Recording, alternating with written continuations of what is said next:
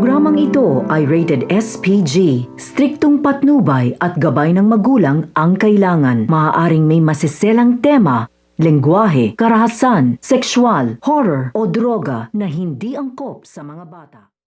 Dahil nagpintig nga ang tenga nito ni Zoe kay Annalyn ay kinulong nga niya ito sa isang kwarto kung saan dito naman matatagpuan nito ni Annalyn ang pasabog na iniwan nga ng suspect. Sa kabilang banda naman nga napagtanto na nga nito ni Giselle na mukhang tama nga ito ang sinasabi nito ni Annalyn at muli nga niya susubukan na kausapin ito nga ang suspect at alamin nga niya kung saan inilagay ang pasabog upang hindi na nga madamay pa maraming tao sa kanilang hospital.